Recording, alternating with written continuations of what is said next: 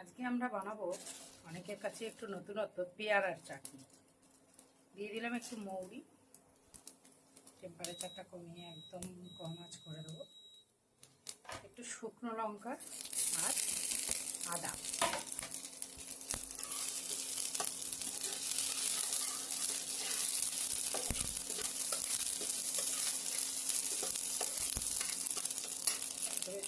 ভাজা ভাজা হোক, আদাটা পুরোটাই দিলাম। এবার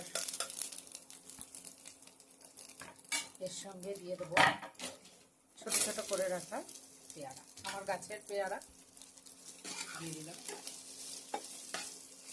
ভালো করে একটু নাড়াচাড়া করব। আমি টেস্টের জন্য দিলাম বিট নুন, এমনি নুনও দেবো, আগে দিলাম বিট নুন।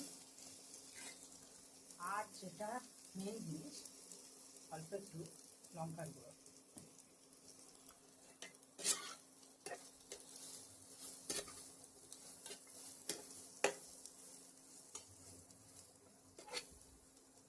এটা দেওয়ার পর দেবো একটু জল।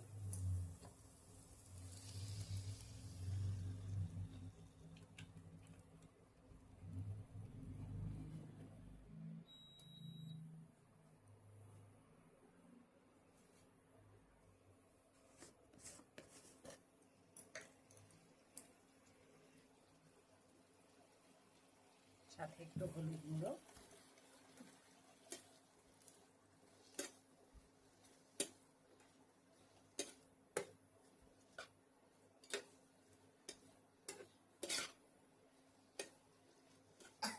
এবার এটা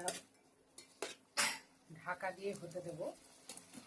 তারপর একটু ভিনেগার আর একটু ভালো মতো একটু চিনি দিয়ে নামিয়ে ফেললেই হয়ে যাবে পেয়ারার চাটনি।